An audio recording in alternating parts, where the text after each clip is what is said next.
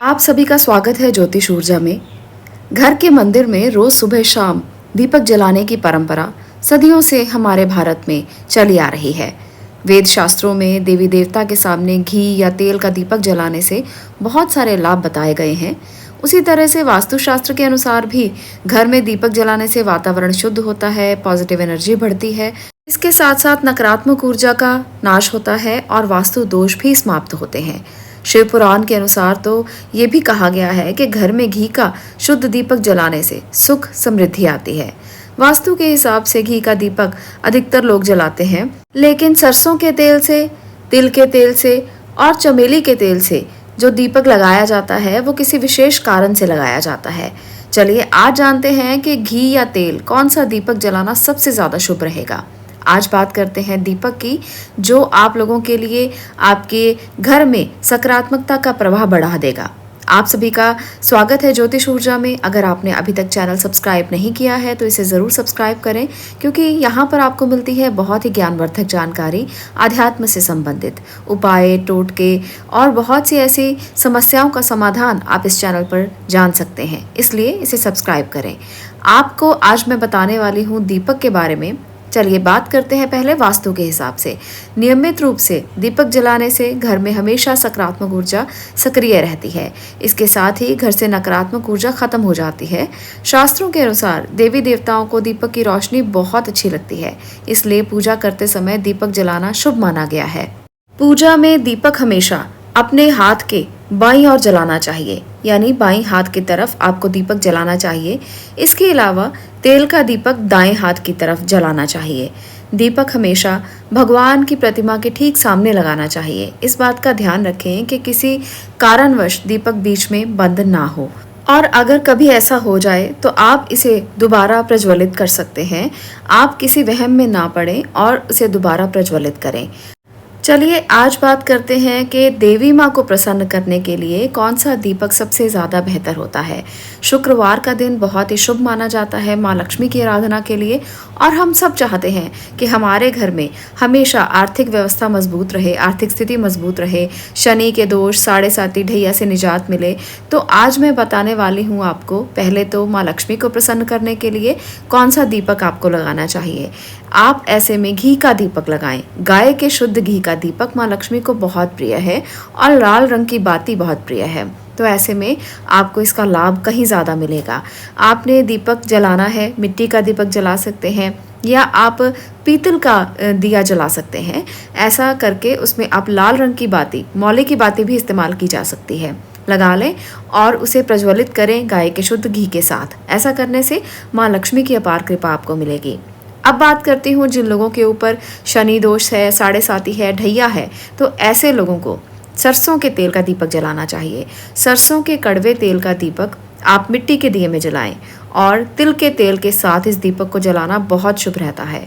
अगर आप पवन पुत्र हनुमान को प्रसन्न करना चाहते हैं तो आपने चमेली के तेल का दीपक जलाना है। इससे आपको बहुत ही लाभ मिलेगा, बहुत ही लाभ मिलेगा। हमेशा 3 कोनों वाला दीपक जलाएं। भगवान हनुमान की अपार कृपा आप पर होगी। अगर किसी व्यक्ति की कुंडली में किसी प्रकार का काल सर्प दोष है या किसी प्रकार का कोई असमय मृत्यु का कोई दोष लगा हुआ है, तो ऐसे में काल भैरव को प्रसन्न करना चाहिए। और काल भैरव को प्रसन्न करने के लिए सरसों के तेल का दीपक आप अपने घर की दक्षिण पश्चिम दिशा में जला सकते हैं। ऐसा आप हर बुधवार या शनिवार को कर सकते हैं और काल भैरव से प्रार्थना कर सकते हैं कि आपकी कुंडली में जो भी असमय मृत्यु के दोष हैं उनसे आपको मुक्ति मिले। ऐसा अगर आप हर शनिवार करते हैं तो आपको ज़रूर इस दोष से मुक्ति मिलेगी और ये दोष सही होना शुरू हो जाएगा। आपके जीवन में कष्ट आने कम हो जाएंगे, एक्सीडेंट की संभावनाएं कम हो जाएंगी। किसी भी तरह का एक्सीडेंट क्यों ना हो, वाहन चलाते हुए या आग से किसी प्रकार का भय या पानी से मृत्यु का भय या सड़क दुर्घटना, कैसा भी आप पर कोई दोष है तो इस उपाय से आप उसको दूर कर सकते हैं। आपने सरसों के तेल का दीपक अपने घर की दक्षिण पश्चिम दिशा में जलाकर क्या काल भैरव से प्रार्थना करनी है कि आपको इस दोष से मुक्ति मिले। बस इतना करने भर से आपको इससे मुक्ति मिलनी शुरू हो जाएगी और आपके घर में सुख समृद्धि का वातावरण पैदा होगा। इसके साथ साथ अब आज का जो एक और उपाय है वो भी आपको दीपक से ही करना है।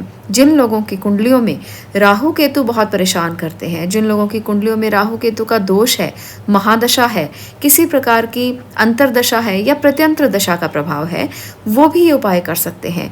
राहु और केतु ऐसे ग्रह हैं जो छाया ग्रह हैं, जो किसी को दिखाई नहीं देते। उनका दिया हुआ प्रभाव बिल्कुल ही छाया की तरह है, बिल्कुल आपको दिखाई नहीं देगा, परंतु अचानक से कुछ ऐसा होगा जिससे परेशानियां आएंगी, दिक्कतें आएंगी और बनते बनते कार्य अटक जाएंगे। तो राहु केतु का प्रभाव इसी प्रकार का होता है। कुछ ना कुछ लगा ही रहता है, कभी असफलता तो कभी बीमारी, कभी अपनों के साथ दूरी तो कभी मानसिक तनाव। यानी कि ये दोनों ग्रह जब खराब होते हैं तो कई तरह की दिक्कतों का सामना व्यक्ति को करना पड़ता है। इसलिए आप राहु केतु के इन प्रभावों से बचने के लिए आप आज का जो उपाय मैं दीपक से संबंधित आपको बता रही हूँ, आप इसे आजमा कर देखें, इसे करके देखें। आप इस उपाय को कर सकते हैं शनिवार के दिन या बुधवार के दिन। राहु केतु के दोषों को पहचान लें और ये उपाय करें तो आपको इसका लाभ ज़रूर मिलेगा। अगर आप जानते हैं कि आपकी कुंडली में राहु और केतु खराब स्थिति में है या कोई दशा महादशा चल रही है तो आप ये उपाय कर सकते हैं। परंतु अगर आप नहीं जानते तो लक्षणों के आधार पर भी ये उपाय किए जा सकते हैं, जैसे आर्थिक नुकसान, कमज़ोर याददाश्त, चीज़ों का खोना, बात बात पर अपना आपा खोना, कड़वे शब्द बोलना, डर और शत्रुओं का बढ़ना, मरा हुआ सांप या छिपकली का दिखना, मरे हुए पक्षी बार बार दिखना, नाखून का अपने आप टूट जाना, घर का पालतू जानवर खो जाना या फिर मर जाना, गैर जिम्मेदार और लापरवाह हो जाना। तो इस तरह की ये समस्याएं और इसके साथ साथ अचानक से वाहन दुर्घटना, कोर्ट कचहरी की समस्याएं, खुद को लेकर कई गलतफहमियां, आपसी तालमेल में कमी, ये सभी राहु केतु के लक्षण हैं कि राहु केतु आपकी कुंडली में खराब स्थिति में है। तो ऐसे व्यक्तियों को दीपक में अलसी का तेल डालकर रोज़ाना जलाना चाहिए। अगर आप रोज़ाना ये कार्य करते हैं तो लंबे से लंबे चल रहे दोष भी समाप्त हो जाएंगे। अगर आप जानते हैं कि कुछ थोड़ा बहुत दोष है राहु केतु का और दशा अंतरदशा में परेशानी है तो आप ये कार्य शनिवार के दिन भी कर सकते हैं। अलसी के तेल का दीपक आपने जलाना है, इससे आपको बेहतरीन लाभ मिलेंगे और राहु केतु शांत होंगे। अलसी के तेल का दीपक जलाकर आपने ये प्रार्थना करनी है कि अगर राहु केतु का कोई भी दोष है तो वो समाप्त हो जाए। भगवान गणेश के आगे भी ये दीपक जलाया जा सकता है और भगवान शिव के आगे भी आप प्रार्थना कर सकते हैं।